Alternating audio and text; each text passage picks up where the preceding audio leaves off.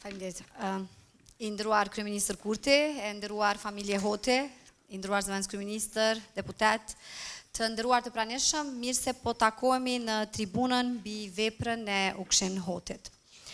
Në një kohë kur shqiptarët në Jugosllavi përballeshin me forma të institucionalizuara të shtypjes, Ukshin Hoti shfaqet si një ndër mendimtarët më të fuqishëm që formulon një filozofi politike të lidhur ngushtësisht edhe me realitetin historik, por edhe ekzistencial e etik të popullit vet. Në veprën e tij Filozofia politike e çështjes shqiptare, Hoti refuzon politikën si disiplinë e shkëputur nga morali apo si një instrument cinik i pushtetit dhe propozon një mënyrë të menduarit politik që buron nga domosdoshmëria e jetës shqiptare, duke u përballur si me represionin e brendshëm, ashtu edhe me heshtjen e Europës. Teksti shqyrton 6 shtylla kryesore të kësaj filozofie. Filozofia si instrument i çlirimit, kritika e shtetit jugosllav, ambivalenca e Europës, roli i moralitetit, ideja e unitetit politik dhe mendimi hapësinor temporal si strategji politike. Filozofia si domosdoshmëri etike. Për Hotin, filozofia nuk është një ndërmarrje e shkëputur nga jeta, por një akt i drejtpërdrejt i rezistencës. Ai shkruan, po citoj: filozofia politike e çështjes shqiptare nuk është filozofi e zakonshme, por filozofi e domosdoshme jetike. Mbyllet citati. Në këtë kuptim, mendimi i tij shërben jo vetëm për me kuptu botën, por edhe për me ndryshu atë.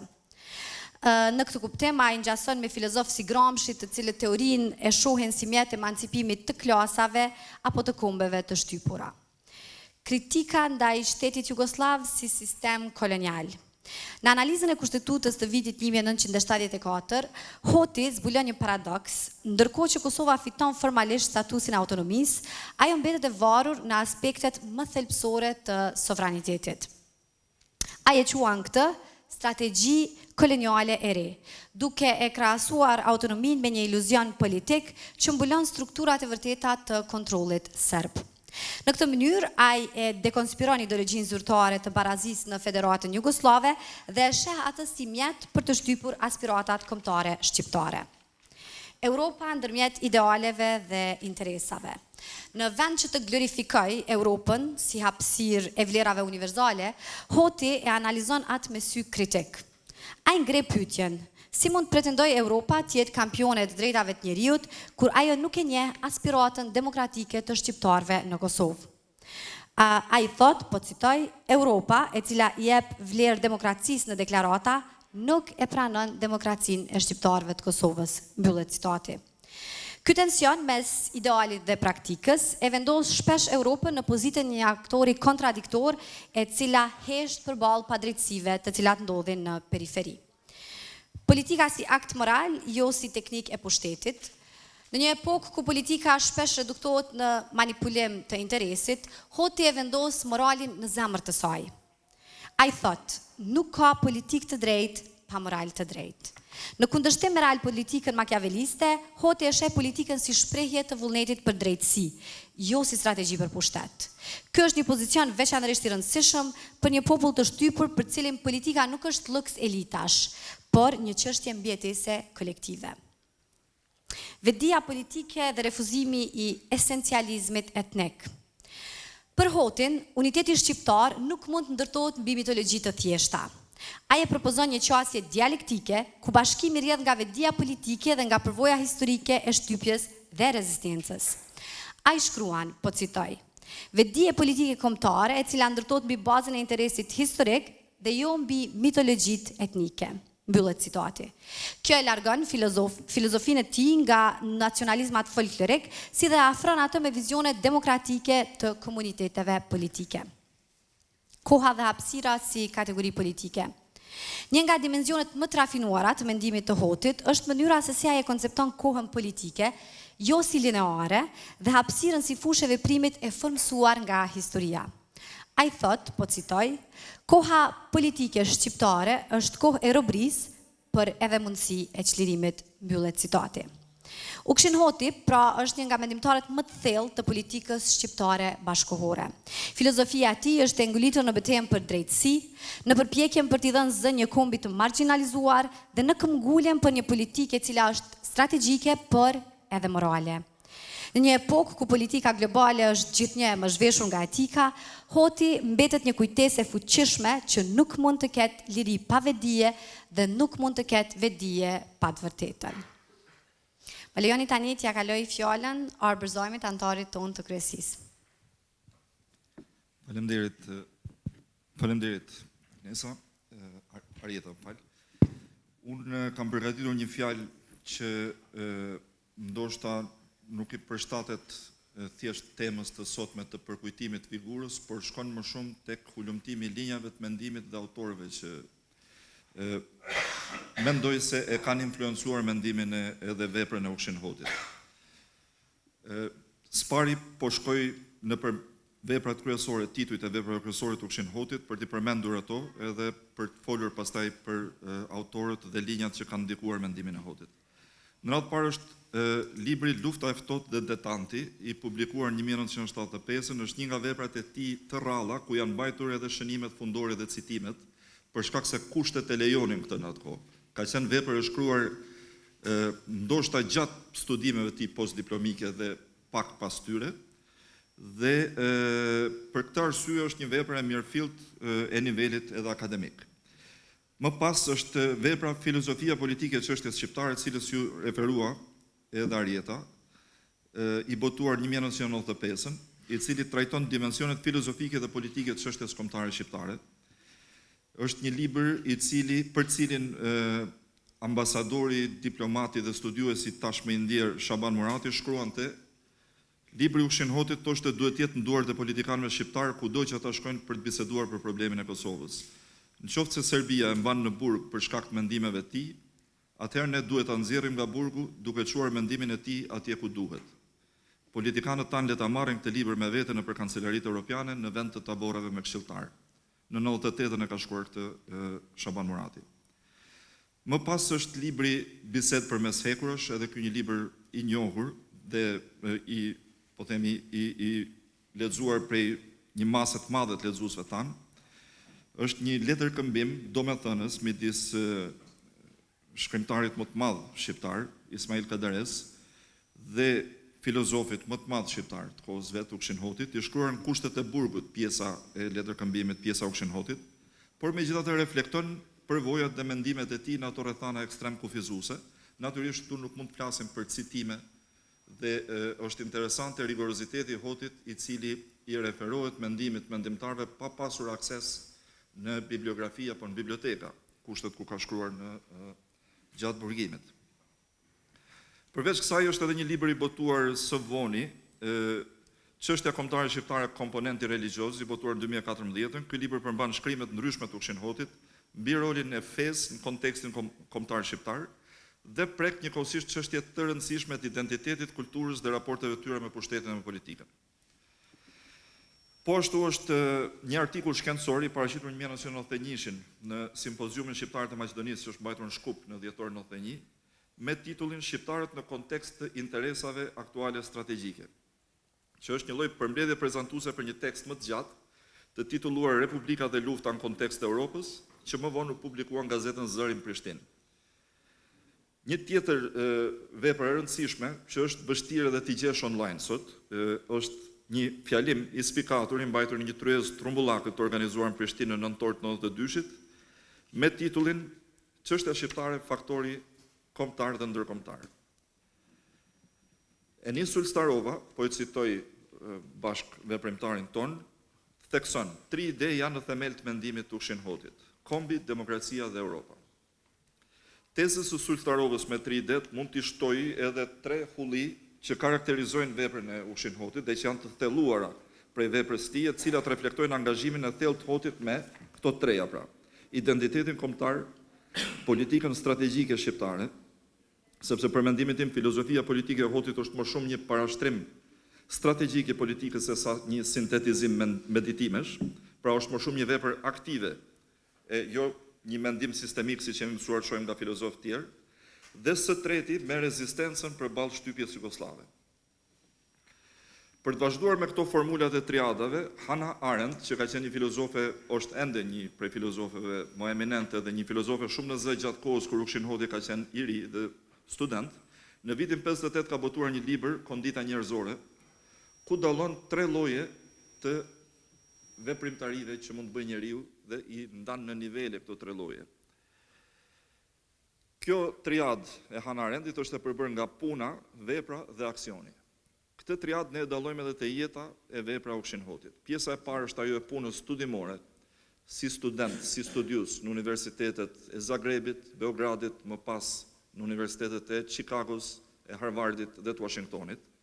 Pra kjo është puna ndërtuese, themeluese dhe ndërtuese Ukshin Hotit të karakterit të tij. Më pas është vepra, është shkrimi i këtyre veprave që unë përmenda dhe parashtrimi i ideve dhe strategjive e ideologjisë, një program ideologjik për shqiptarët në Jugosllavi. Mirë po, është interesante kur jemi te vepra, te pjesa e dytë, se si Ukshin Hoti reflekton një maturi dhe një mendim të pjekur që është vështirë ta gjesh sot ndër autorët shqiptar shpesh herë. Pra, nuk gjen te Ukshin Hoti rendje drejt pozicioneve ekstreme apo nuk gjen papjekuri të tilla. Drejt peshimi i mendimit të Ukshin Hotit është shumë interesant, madje prodhon në analizë sofistikuar dhe me shumë nuanca. Për shembull, vet Ukshin Hoti e njeh dhe i bën kritika të qëndrueshme si bllokut lindor të asaj kohe, ashtu dhe atij perëndimor. Po njëherës i bën të qartë se edhe pozita e paangazhuar e Jugosllavisë të asaj kohe, që pretendon të ishte as andej as këndej apo edhe andej dhe këndej, prodhon gjithaq shtypje dhe diskriminim. Ka dhe drejt peshime të tjera dhe rafinime të tjera të mendimit të Hotit. Për shembull, një studius i tillë me frymëzim edhe me ambicie qartazi demokratike i formuar në perëndim, patjetër që kishte kritika dhe rezerva për regjimin në Shqipëri, por asnjëherë këto sirena të rezervave nuk ja marrin mendin dhe nuk ja humbin udhën, drejt asaj që është bindja kryesore e tij, pra udhën drejt Bashkimit Kombëtar. Siç vëre Glauko Njufsa në tezat e tij të famshme për Ukshin Hotin botuar në 2012, autori ynë i respektuar, Hoti, e sheh Shqipërinë si shtet nukleus shqiptarëve. Dhe Kosova duhet i bashkohet asaj pa patur pritshmërinë naive se po i bashkohet në një parajse apo ndonjë vendi engjëllor. E për të vazhduar edhe me nivelin e fundit të triadën e Hannah Arendtit, niveli i tretë dhe më i lartë i veprimtarisë njerëzore është aksioni, pra jeta aktive, vita aktiva. Përpjekja e Ukshin Hotit si aktivist, si veprimtar, si organizator, krijimi i Unikombit, mandej edhe përkushtimi i Hotit si intelektual organik i popullit shqiptar që shkon edhe përtej organizatave, thëniet vërtetave të patrembura, edhe në fjalimet paragjyqjeve opresive serbe, po edhe në tubimet popullore me shqiptarët.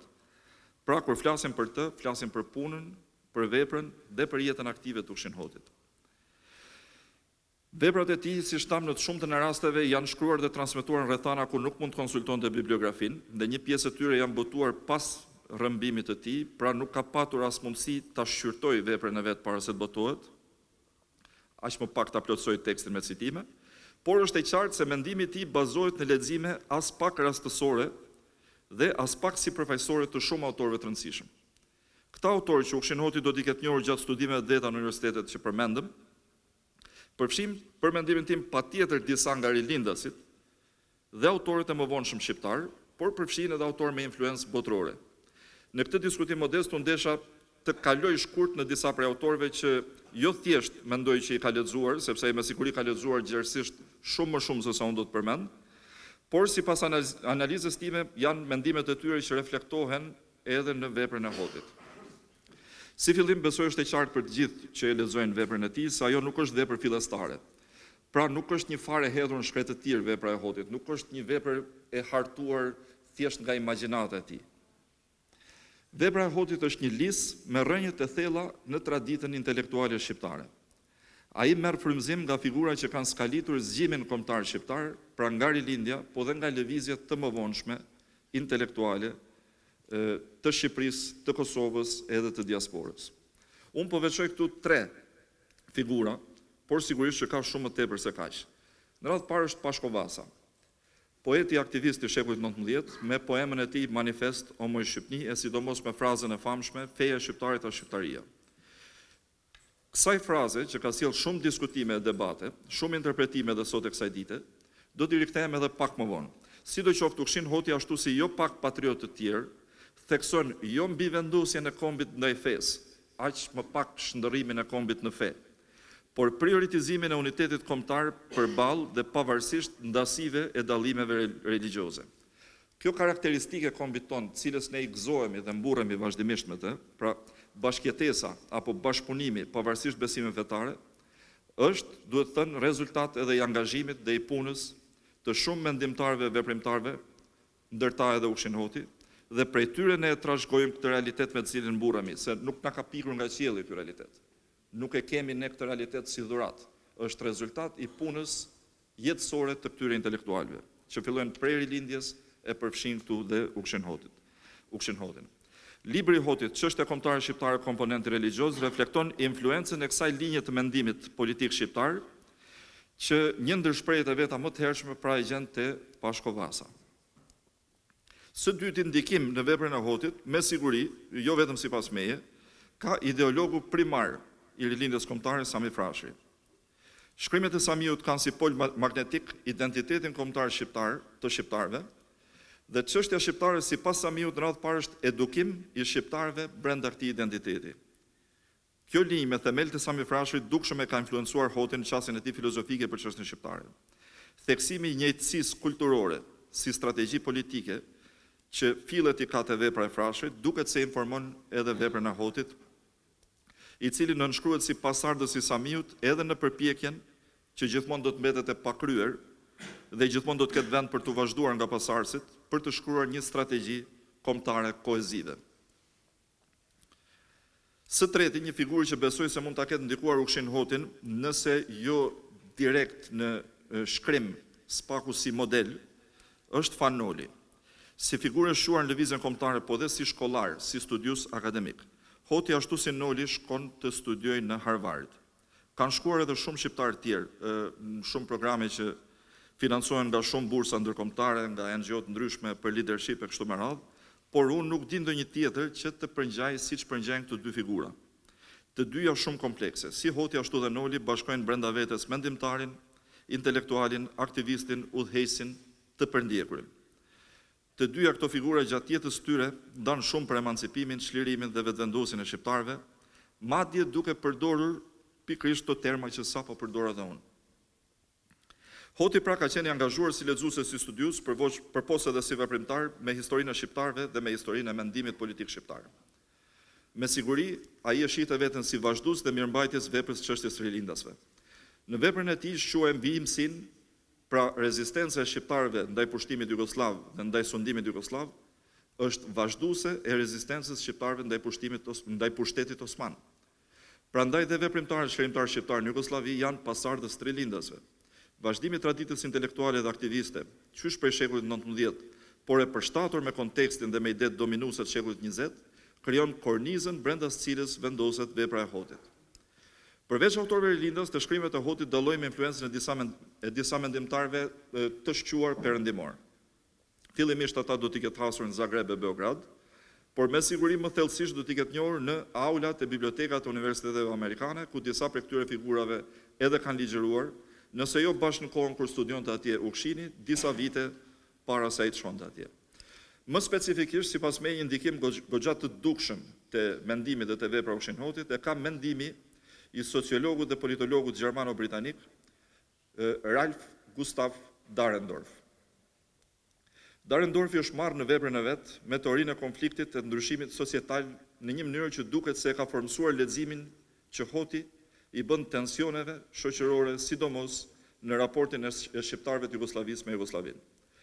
Fokusi i Dahrendorfit te dinamikat e pushtetit dhe te konflikti, përtej konfliktit klasor, te konflikti për pushtetin, duket sikur gjen rezonancë në analizën që Hoti ja bën marginalizimit shqiptarëve brenda Jugosllavisë.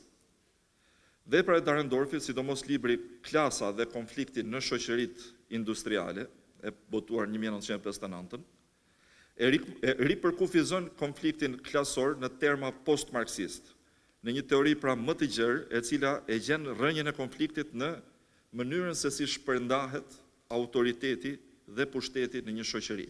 Sa i barabartë është shpërndarja e autoritetit dhe pushtetit brenda shoqërisë.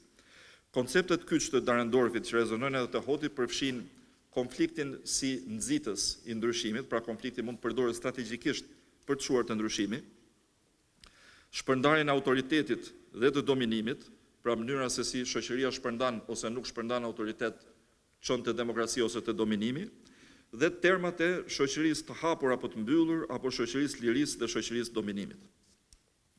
Dahrendorfi pohonte se konflikti shoqëror lind prej shpërndarjes pa barabartë të autoritetit, dhe këtë analizë të shpërndarjes pa barabartë të autoritetit, të përshtatur me kontekstin e shqiptarëve në Jugosllavi, e përdor edhe Hoti në veprat e veta. Kjo perspektivë, që mund të quhet post-marksiste sepse lë pas determinizmin ekonomik marksist dhe vëtheksin të dinamikave të pushtetit, ngjan edhe me teoritë e zhvilluara në fillim të shekullit 20 nga filozofi italian me origjinë shqiptare Antonio Gramsci për subalternizimin edhe interseksionalitetin e klasave edhe të grupeve pushtetit. Gramsci mund të ketë qenë patjetër një tjetër ndikues i mendimit të Hotit, megjithatë më shumë siguri kemi të themi se ka luajtur rol Dahrendorfi. Në shoqëritë e lirisë, thekson Dahrendorfi, konflikti menaxhohet apo përvijohet përmes institucioneve demokratike, ndërsa në shoqëritë e mbyllura, pra shoqëritë e dominimit, konflikti shtypet, gjë që çon në stagnacion apo në shpërthim, në implozion. Dhe kjo është ajo që ndodhi në Jugosllavi dhe këto ide gjejnë rezonancë edhe te Hoti që si duket e ka hasur mendimin e Dahrendorfit në universitetet e Chicagos dhe të Harvardit. Me siguri që ndikim në mendimin e Ushin-Hotit ka pasur edhe Max Weberi. Do thot dikush se Weberi ka ndikim të gjithkush që ka prekur ndonjëherë me dorë ndonjë libër filozofie apo sociologjie dhe kjo qëndron, por sërish më specifikisht teoritë e Weberit për autoritetin, për burokracinë dhe për rolin që kanë idet në sjelljen e ndryshimeve shoqërore, me gjas kanë ndikuar në analizën që i bën Hoti identitetit kombëtar shqiptar dhe tensionit brenda tij mes tradicionales dhe modernes.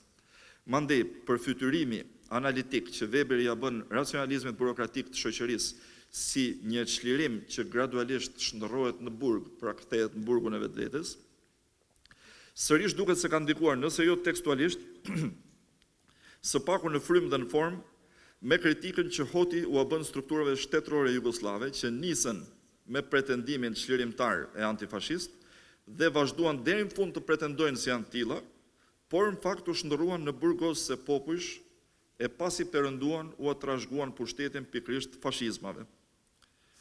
Weberi e klasifikon autoritetin në 3 tipe: tradicional, karizmatik dhe ligjëracional.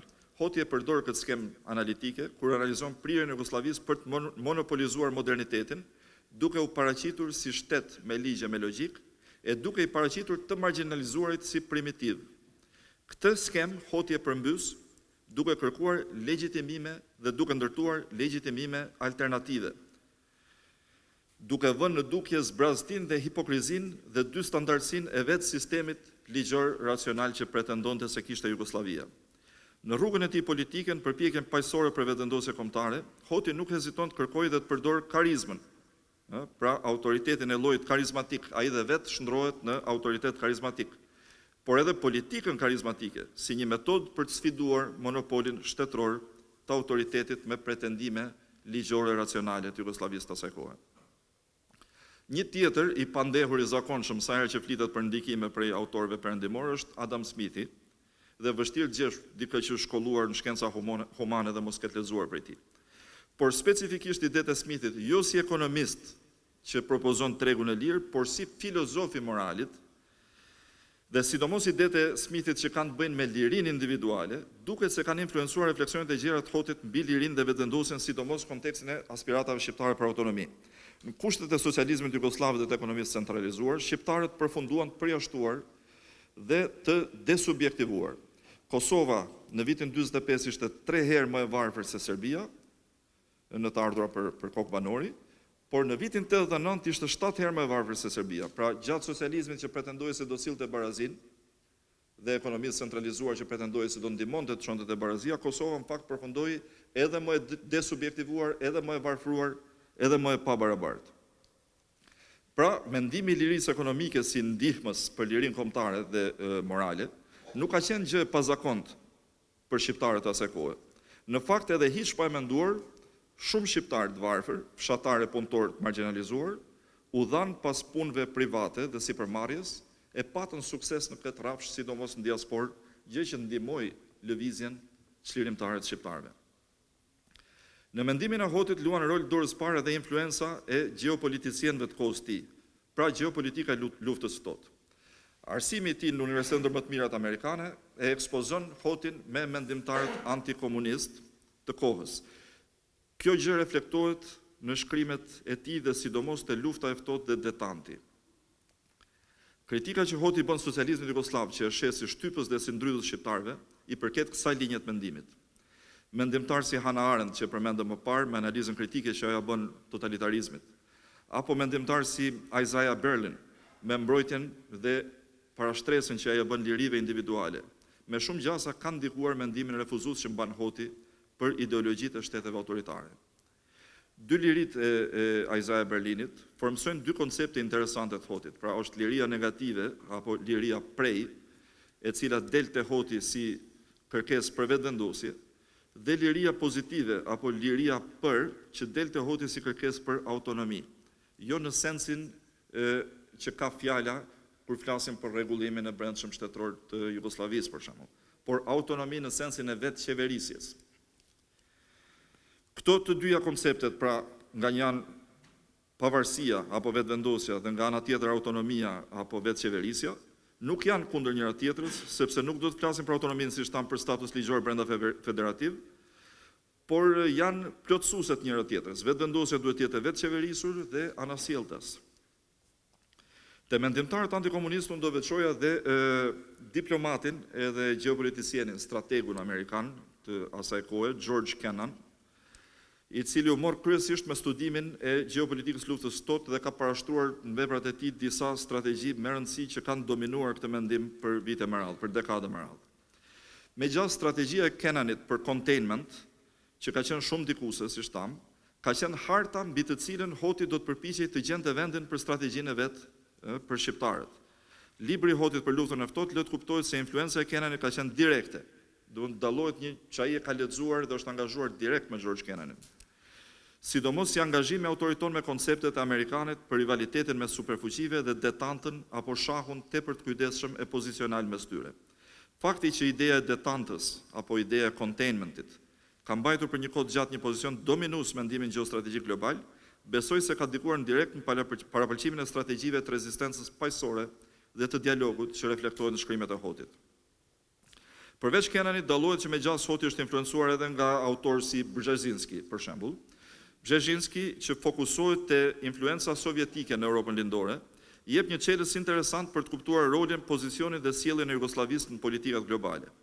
Dhe analiza e Hotit me titull Shqiptarët në kontekst të interesave aktuale strategjike, ku ai gjen vendin aspiratave shqiptare në hapësirat që krijon rivaliteti me superfuqive, reflekton përvetësim të nuancave dhe formulave të perspektivës Brzezinskit. Por ka dhe ndikime tjera që janë po aq me vlerë formative për figurën poliedrike që po analizojmë. Përvojat e Hotit si shqiptar në Jugosllavi dhe si student mërgat, po sidomos e mbi të gjitha përvoja e tij si armik I sistemit e si burgosur politik, që reflektohen në bisedë përmes hekurësh, lënë të kuptohet se Hoti ka një angazhim të mirëfillt intelektual edhe me idet ekzistencialiste dhe humaniste. Temat ekzistencialiste janë evidente, sidomos në aftësinë që shfaq Hoti, që përmendëm më parë, për të ruajtur një rigorozitet intelektual dhe një shpresë guximtare edhe në kushtet e burgosjes të stërzjatur që përfundoi me rrëmbimin e mezhdukjen e tij. Te ekzistencialistët që kanë qenë gjerësisht përkthyer të botuar në Jugosllavi, shumë intelektual e veprimtar shqiptar gjenin frymëzim. Ndërta unë po veçoj Jean-Paul Sartrin me konceptimin e tij për lirinë. Sartri e shite njeriu si të dënuar me liri. Pra liria është një lloj dënimi të cilës njeriu nuk I ikën dot. Pra nuk I ikën dot as kur je I burgosur siç ishte Hoti. Një lloj koncepti të tillë të lirisë, lirin burg. Hoti ndërton një moral të përgjegjësisë dhe të rezistencës edhe në kushtet opresive dhe represive ku vepronte. Madje sidomos në kushtet opresive dhe represive. Betejat personale dhe politike të Hotit e reflektojnë këtë moral ekzistencialist të padorëzueshëm. Shkrimet dhe aktivizmi i Sartrit përgjatë luftës së Algjerisë për çlirim kombëtar mund të kenë qenë edhe një farë modeli e frymëzimit për Hotin, i cili gjithashtu u fut në udhën e intelektualit rezistencës për çlirimin e kombit të tij. Së dyti, te ekzistencialistët, po veçoi edhe shkrimtarin francez Albert Camus, absurdistin e famshëm. Filozofia e rebelimit përballë padrejtësisë që shfaqet në veprat e Camus, sidomos te libri eseistik Njeriu kryengritës, mund të kenë qenë një nga ndikimet për karakterin e paepur që shfaq Hoti në gjykata në Burgje. Mes dy absurdistëve të mëdhenj, Kafkës dhe Camus, Hoti me siguri ka lexuar të dy, por duket të jetë ndikuar më shumë nga rebelimi i dytit sesa nga rezignata e të parit. Camus ja thekson dinjitetin njerëzor përballë shtypsve, dhe kjo është në linjë me atashimin e Hotit me çështjen shqiptare, si çështje dinjiteti. Të gjithë e dimë se Hoti mund të kishte jetuar një jetë komode po të ishte dorë nga çështja kombëtare shqiptare, por ajo jetë komode do të ishte pa dinjitet. Mandej me siguri u kshin Hotin përvojën e burgjeve të gjata do ta kenë ndikuar edhe shkrimet e përjetimit dhe të burgosurve të tjerë politik Kosovës, duke nisur prej Adem Demaçit, por edhe të figurave intelektuale aktiviste me peshë ndërkombëtare, si Gandhi, Martin Luther King e Mandela. Mandej me siguri kanë patur ndikim edhe mendimtarët e shkollës realizmit marrëdhënie ndërkombëtare, si për shembull Hans Morgenthau. Patjetër Kadareja ka pasur ndikim në veprën e Hotit. Por për këto ne duhet të hulumtojmë më gjatë, duhet të mblidhemi më shpesh, duhet të shkruajmë më shumë, duhet të vazhdojmë diskutimin edhe një herë tjetër.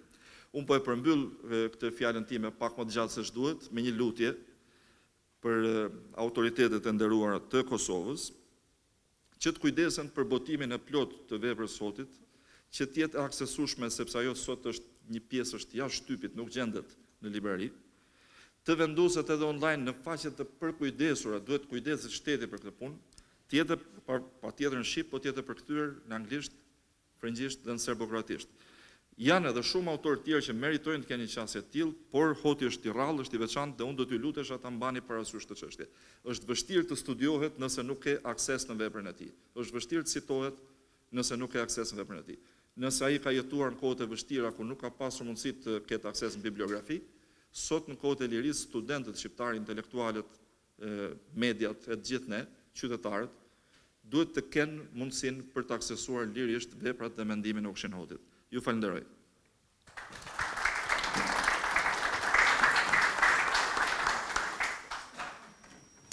Faleminderit shumë Arbër, po ja kaloj tani fjalën profesorit Elvis Hoxha.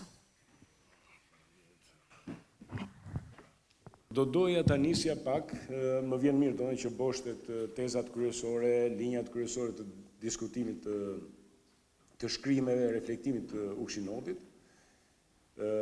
Arieta i paraqiti bollshëm dhe më vjen dhe shumë mirë që Arbri bëri një nga tentativat analitike, siç tha vetë që duhet zgjeruar, të formimit të Ukshin Hotit.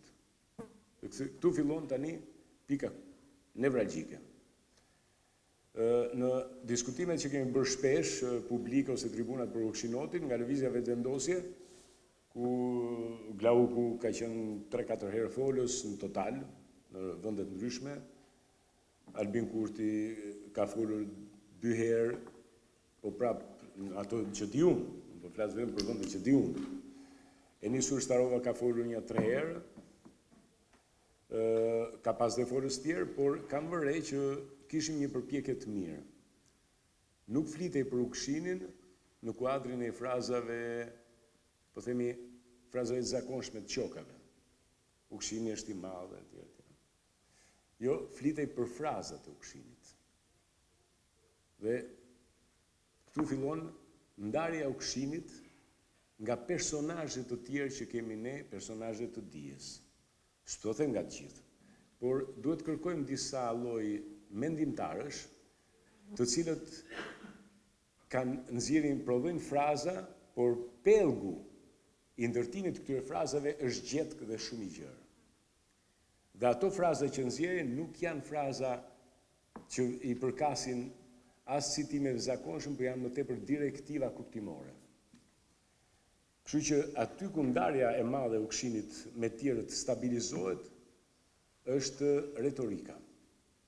Unë jap shumë rëndësi retorikës, sepse them që një nga humbjet tona të mëdha si popull dhe si shoqëri, ka qenë mos përputhja e sipërmarrjes akademike me sipërmarrje retorike. si të them, universiteti ka dashur të jetë tepër shpejt rezultativ. Ndërkohë që Ukshinoti vjen me një shtrat retorik. Dhe këtë shtrat retorik, kam përshtypjen që Arbri ekspozoi në një farë mënyrë shumë mirë, është njëri që do merret me drejtën ndërkombëtare, pra në aspektin e drejtës publike ndërkombëtare, është njëri që do merret me marrëdhënie ndërkombëtare, është njëri që do merret me gjeopolitikë, është njëri që do merret me element sociologjisë brenda politikës, është njëri që do të merret me filozofinë e çështjes shqiptare, pra me filozofi, me si përmarrje filozofike, dhe është njëri që në fund fare do ndërtojë dhe një lloj testamenti shkrimor që është Bisedë me sekulash. Do që për mua është kryevepra e tij. Dhe retorika e vendos Ukshinotin në raport tragjik. Në këtë pikë do thoja që përplasja që ka i retorike, pragmatizmi i retorik me praktikën e rezultateve shoqërore prodhon faktin që ai është tragjiku i madh i shoqërisë shqiptare. Nuk besoj se në kuptimin e tragjikut kemi tragjik më të madh. Do përpiqem pak a shumë ta them pak pse e quaj tragjik, pse unë e konsideroj tragjik. Atëherë, në një moment saktuar, në një tekst, Albin Kurti e citon Ukshinin dhe thot: politika është raporti mes revolucionit dhe institucionit. Kjo është një frazë që nuk ka shumë rëndësi të themi ç'është revolucioni. Revolucioni ka përmaset e veta në çdo kohë. Ekziston revolucioni në çdo kohë. Por është një përmbysje. Dhe të thuash politika është raporti mes revolucionit dhe institucionit, është një vendimarrje kuptimore, gjykuese. Kjo është jashtëzakonisht e rëndësishme, sepse si do ta thosha unë ndryshe, duke lexuar Ukshinin, duke studiuar Ukshinin. Retorika është raporti mes mendimit të së ardhmes dhe gjendjes së gjuhës në të tashmen. Pra të njëjtën frazë do ta marr dhe do them. Retorika është raporti mes mendimit të së ardhmes dhe gjendjes së gjuhës në të tashmen.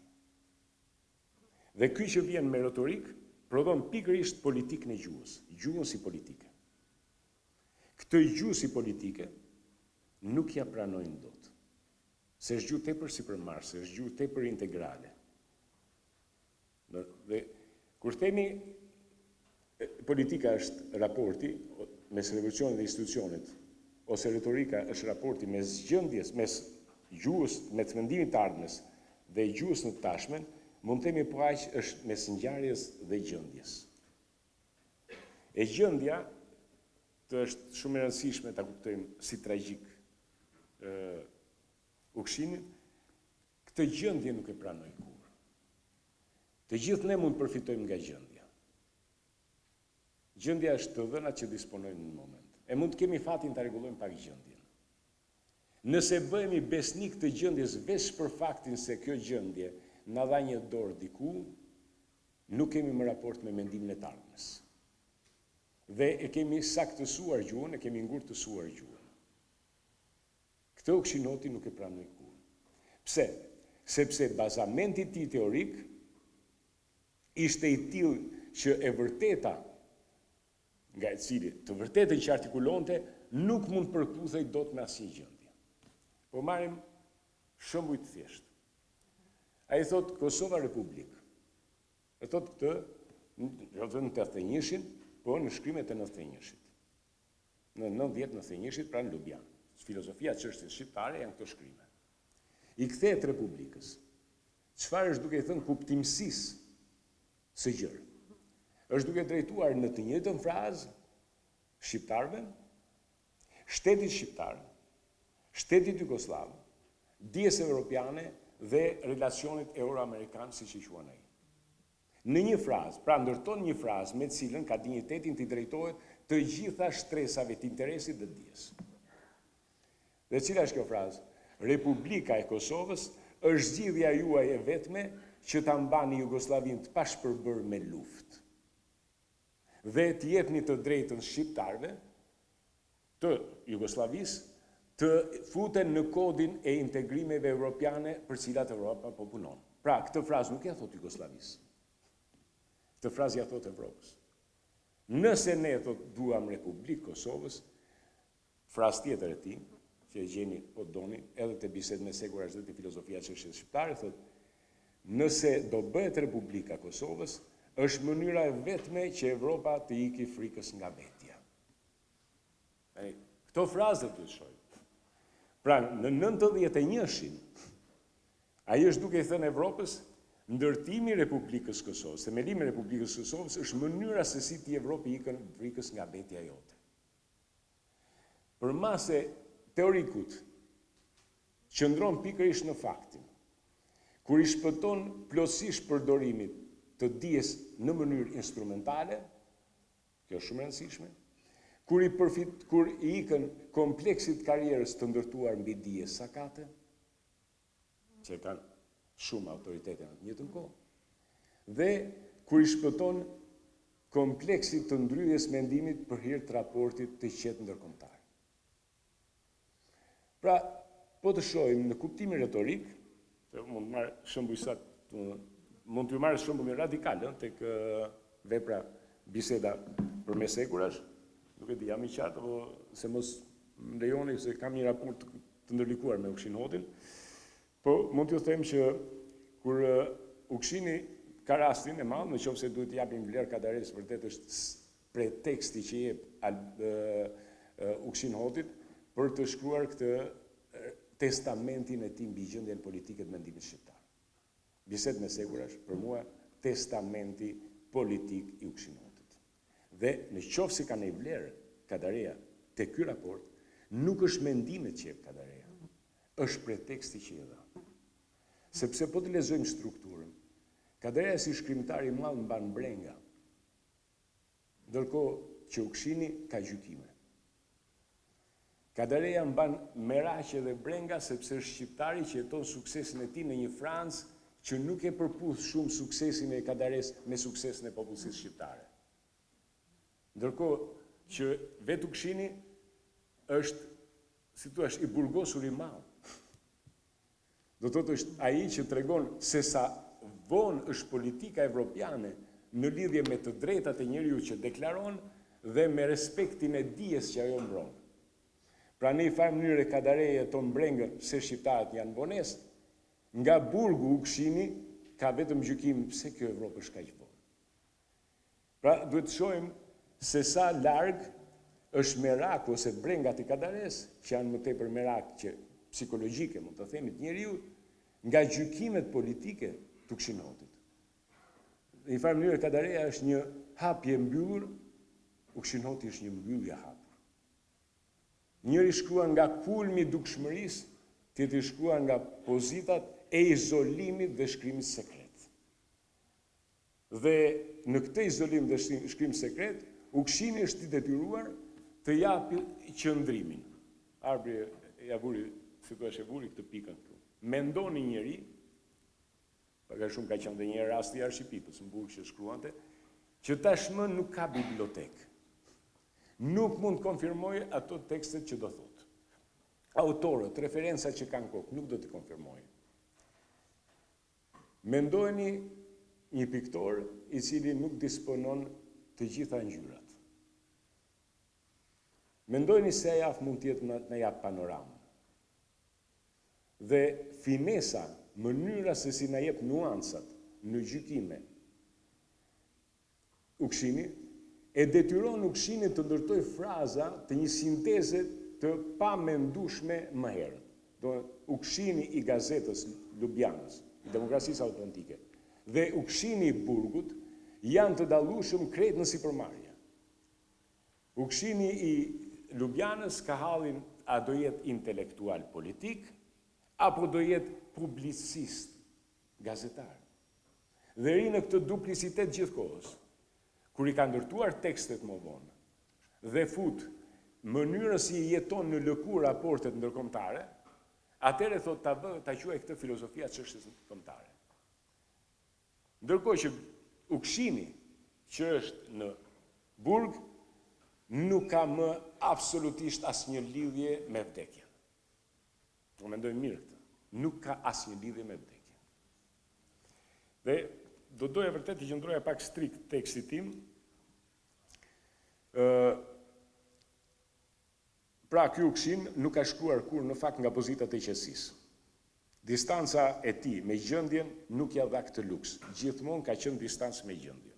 Duhet lexojmë vërtet edhe shkrimet autobiografike të tij. Ka shkrime autobiografike. Luksi i tij më i madh është mbyllja në burg, aty ku ai jeton shumën e shtypjeve, shumatorin e mbylljes. Më në fund është i qetë për t'ju përgjigjur kadares. Ai e kishte kuptuar se vetëm një dije sinqert na shpëton prej përdorimit pra instrumental dijes, prej përdorimit sakat të dijes, dijes së cilës Platoni ka vënë një emër dija pa përmbushur. Ju lutem ta mbani mend, ju lutem nga pozita e filozofisë, për kufizimi i Platonit është dija pa përmbushur është e barbart në asgjë. Është shumë e rëndësishme. Profesor, kërkoj falje. Është vajtë shumë? Ndalem këto. Vetëm duhet ta lirojmë kryeministrin besoj. për shkak të agjendës. Jo, mund ta mendoj.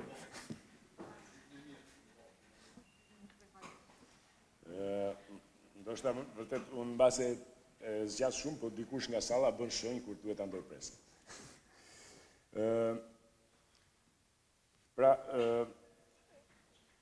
prej dijes eksperte, që përdor konceptet më pak se që përdoret ajo vetë si dije nga konceptet, dhe si kurth për dije veten dhe intelektual publiken. Po t'ju ktheheni, shpreja të jesh i vetes, që është një shprehje e frymëzimit hegelian, është në të gjithë moshat e UKSHIN-otit. Të jesh i vetes. Nuk thot hegelian që të jesh për veten, po thot të jesh i vetes. Nëse nuk kontrollohet efektiviteti koncepteve, atëherë konceptet për ne thot janë abstrakte dhe kështu nisi përmarrja e filozofia e çështjes kombëtare, dhe çështjes shqiptare. Pse? Se nis me qasjet ideologjike, të kuptojmë konceptet e marrëdhënieve ndërkombëtare dhe fillon na shpjegon demokracinë, zhvillimin, ato që thot Denisi, na shpjegon çfarë mësojmë ne shkenca politike, çfarë koncepte shpërdorim. Sepse është i qartë për një gjë. Nëse konceptet janë abstrakt, përdorimi tyre do jetë i dhunshëm. Kjo është shumë e rëndë.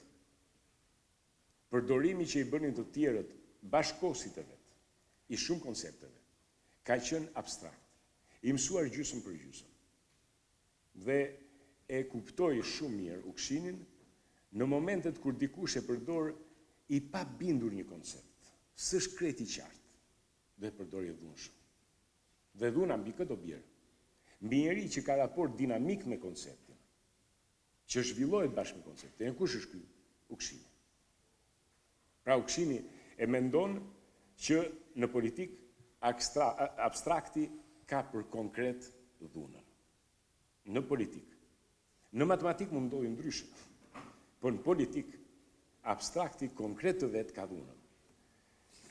Në 19 janar të 90-s, pra, ai merret me konceptet e shkencave politike. Vones tani fillon prodhon një vonesë retorike. Sa e të prova? Jo. Më bën një shenjë që. Në këtë ngutit të zakonshme që kemi ne, ai na përcakton një frazë, janë fraza shumë elementare nduke, thotë përpjekja duhet të bëjmë përpjekjen për me pa politikën si shkencë, përkundër urgjencës që e sheh politikën thjesht si veprimtari shoqërore.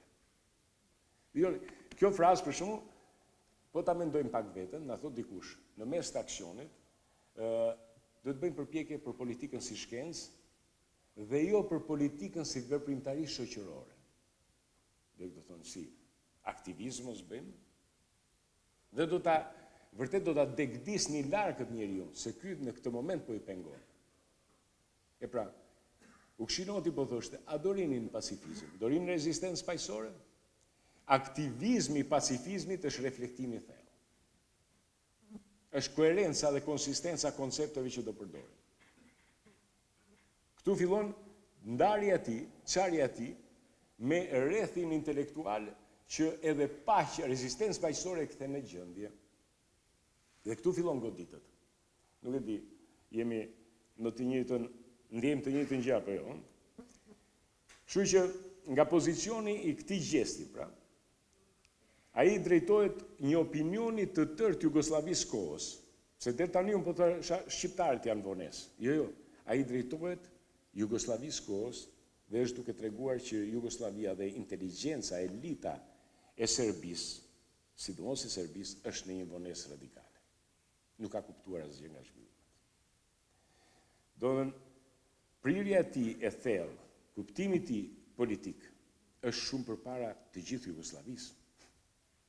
Nuk ka lidhje, në një moment kur thot, nëse dhe Draškovići thot, nuk kupton gjë, që duhet ndryshime të thella, atëherë thot, çfarë mendojmë ne për elitën përgjithësi serbe, për fshatra serb, këtë thot 98-ën, po ka thënë forma tjera 91-shin, të njëjtës gjë. Në një farë mënyrë po shkruaj nga Ljubljana se serbët s'kuptojnë gjë. Frazat janë tapura, lufta është ekstreme, do të thotë ai po e shpall krejt i vetën faktin që nuk mundet, një test tjetër e tij, të ndërtosh demokracinë në Jugosllavi duke menduar Jugosllavinë ende. Është frazë e tij, e thënë në filozofia e çështjes politike. Nuk mundet të mendosh demokratizim të Jugosllavisë, po mendove Jugosllavinë përsëri. Pra është duke thënë që do ketë ndarje, kjo nuk diskutohet. Sa më shumë demokraci do ketë, aq më shumë ndarja do të jetë paqët. Thjesht e paqët. Sa më shumë do të ketë ndarje, aq më shumë mund bashkojnë shqiptarët, që të ketë paqe. Në një farë mënyrë, direktiva e tij politike, qartësia e tij, cili është pozicioni, është disi i thënë në blok. Kjo është pjesa tjetër e tragjikës tij. Nuk mundet, po të doni ju të jetosh në analitikën e akademisë, nuk mundet të jesh kaq i qartë, se po të jesh kaq i qartë nuk e çfarë thuash tjetër. E analitikët e akademisë duhet marrin pagën muaj për muaj, duhet atë të kurin të tërheqin aty ku s'ka që të thuash. Mund të tërheqësh kur e ke direktivën qartë, po të përpiqesh të ndërtosh direktivë të qartë, duke përshtjellur totalisht ligjëratën, kjo të shpije vetëm në statu quo-n e mendjes që nuk ka mendim. Këtë nuk e duronin dot Teukshini.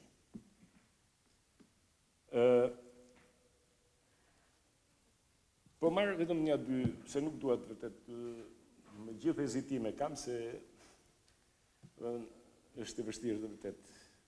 Kur juftojt lezoni, Ukshinotin lezoni jo si teorikë, por lezoni si praktikun më të madh. Në i farë mënyra i po na thot se i zhdukim ideologjit, pra i shpijem në vdekje pa verdikt dhe pa akt. Kjo është test tjetër e rëndësishme. I zhdukim ideologjit, i shpijem në vdekje po pa verdikt pa akt.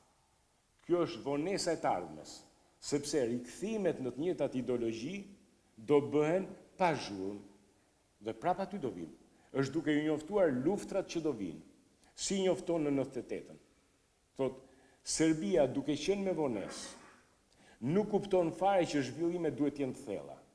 Pranon zhvillimet të mesatare të demokracisë për t'i dhënë kohë Rusisë të riformatohet, të riforcohet, që prap të lidhet me Rusinë. Pra, nuk ka asgjë ndryshim në formën e të menduarit demokratik të Serbisë. Dhe Evropa thot, bën sikur, kupton që Serbia po rinovohet, po riformaton demokracinë. Ne gjithë jemi dëshmitar sot me luftën e Ukrainës, që Evropa vazhdon të bëj të njëjtën gjë, bën sikur, pranon sikur, riformatimi, një lloj evolucioni, një lloj moderimi, pajtimi me demokracinë është çështje praktikash procedurale. Ukshini nuk mund ta kuptoj këtë. Struktura e tij e gjykimit është e njëjtë.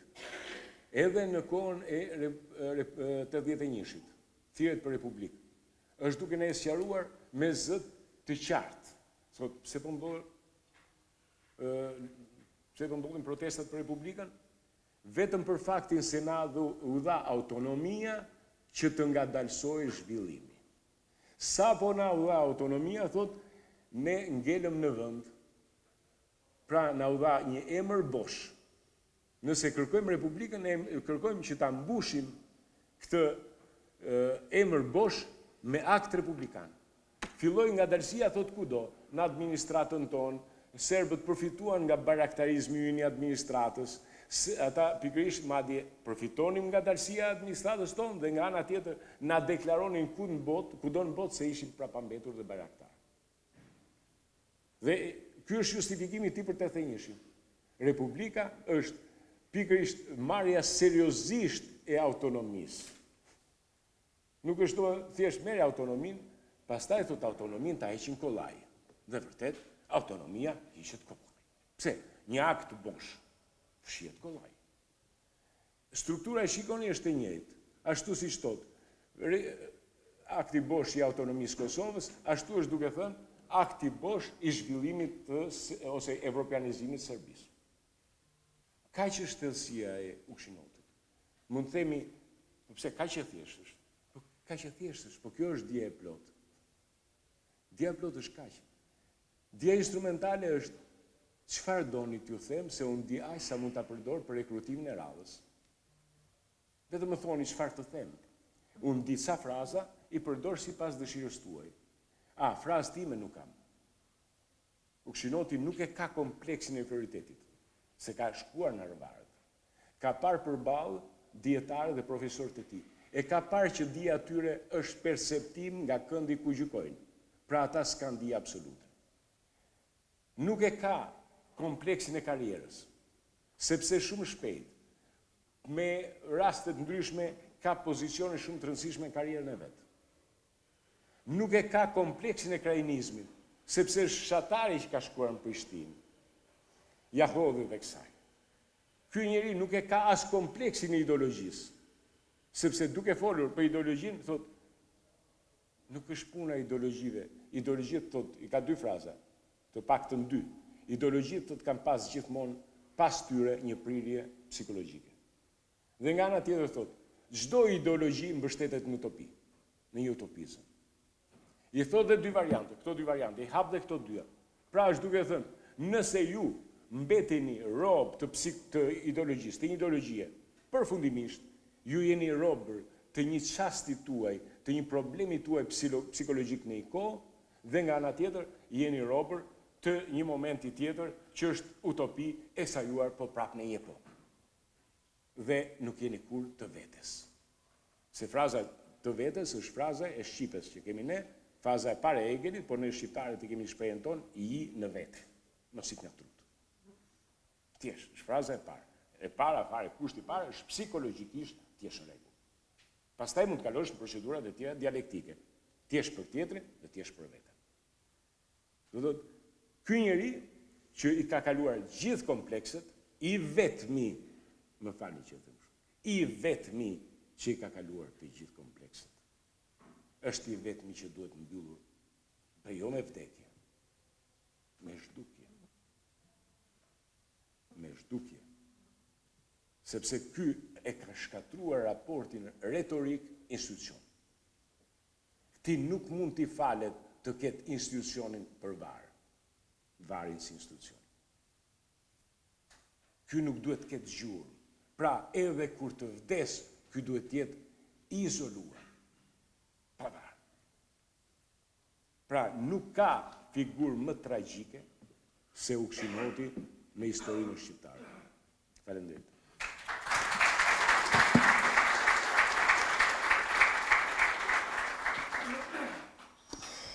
Faleminderit profesor, faleminderit Arber. Nëse keni edhe ndonjë koment të fundit përpara se me mbyll tribunën, Arber,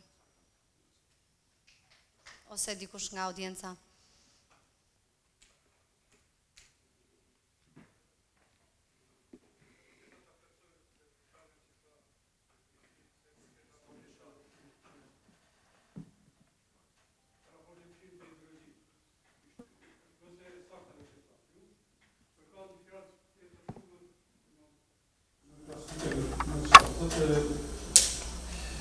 Ideologjisë që në asë tjetër nëse mjetë të ndjegunimit të interesave të vërteta politike. Në të reparë. Por në që nuk lërgutet tjere në një kisha vërë një pytje, Gjitha shumë gjëra të mira, edhe nga azotalizme, po mund ka interesu një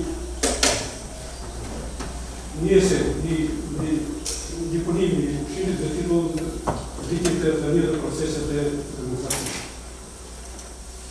Në gjithë këtë luftën e ushqimit për demokraci, unë kam basur vetë në keshkutim të bashkëtëtarët e mi, timi që nuk e kuptonin ata se ajo luft e të rishës ishte edhe për demokracisë.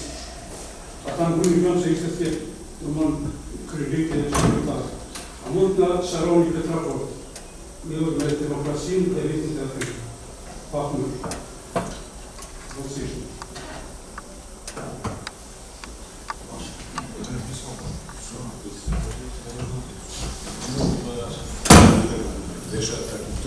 Në fund e pyetjes se mezi gjëra.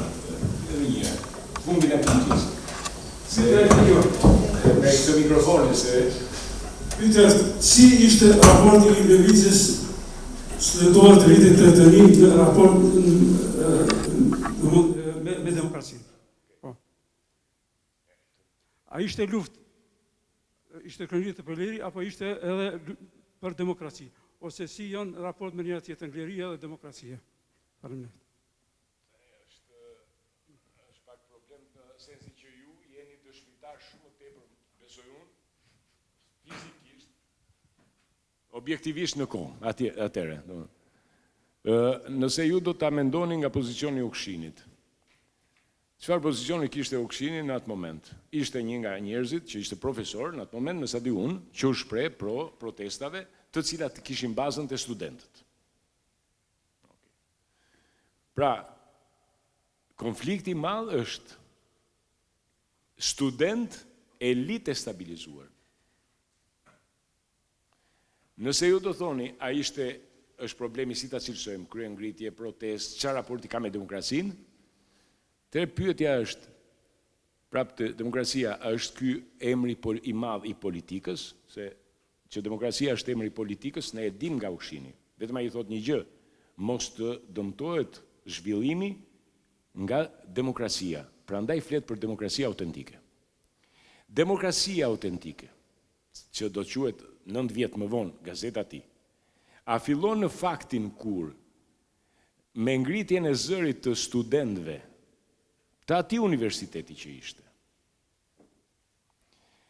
del në pa një lloj e po e quajmë me emrin global revolucion, i cili ngrihet kundër institucionit. Është kjo politika. Prandaj fillova me politika, është raporti i revolucionit me institucion. Në çdo kohë, në çdo mallësi, në çdo grad mallësie, në krahin, edhe në krusht madhe, mund të jetë një përpjekje edhe një grup i njerëzish kundër institucionit dhe kjo prodhon politikë. Por politika ka për emër të madh demokracinë sepse po shprehen studentët. Dhe këtu janë matjet tona.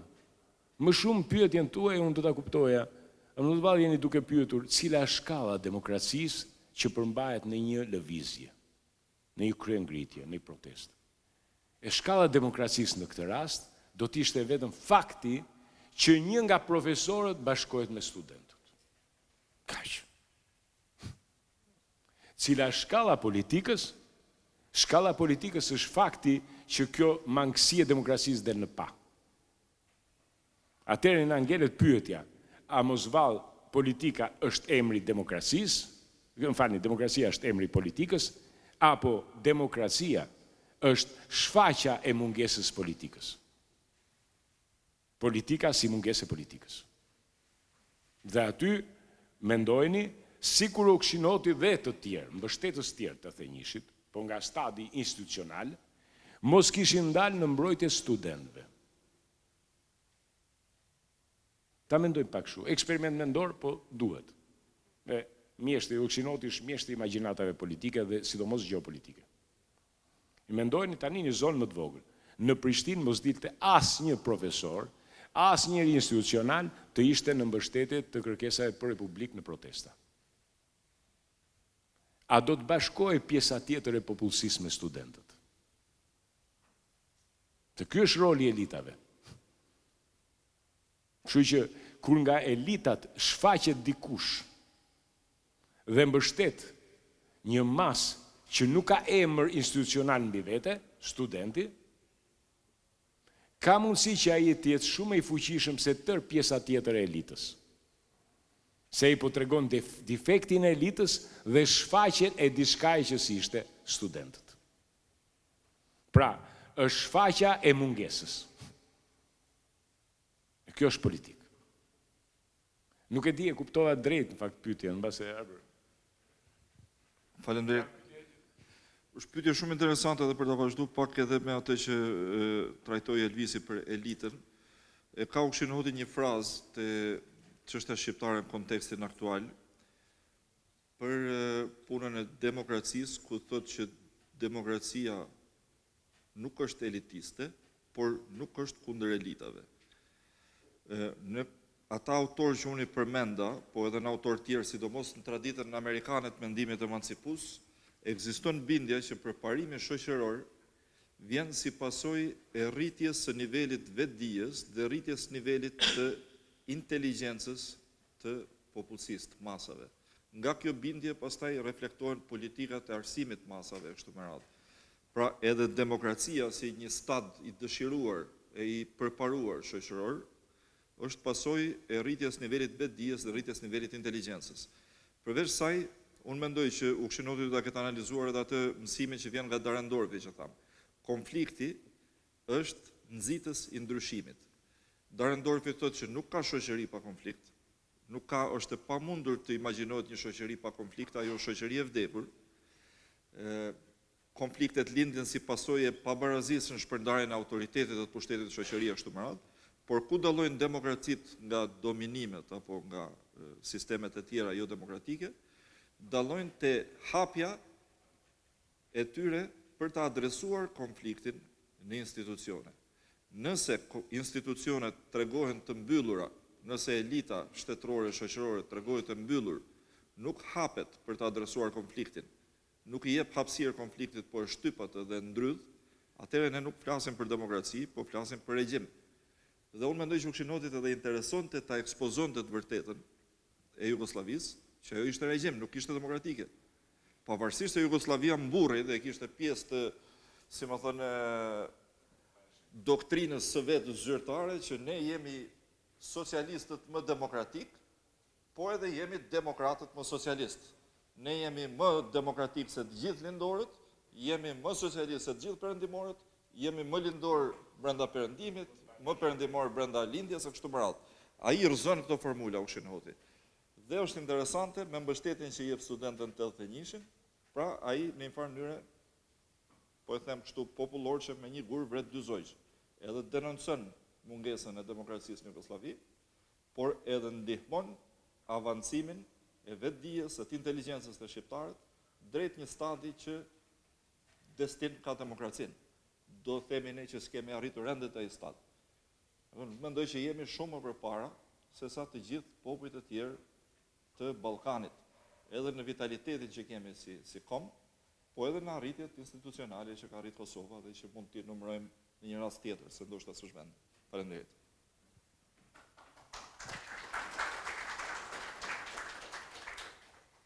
Nëse nuk ka dikush tjetër ndonjë pyetje apo ndonjë koment, faleminderit shumë për prezencën, faleminderit profesor Elvis, faleminderit Arbër. Filozofin e madh Hoti e ndan fizikisht nga ne, por idetë dhe mendimet e tij do të jetojnë përgjithmonë. Faleminderit.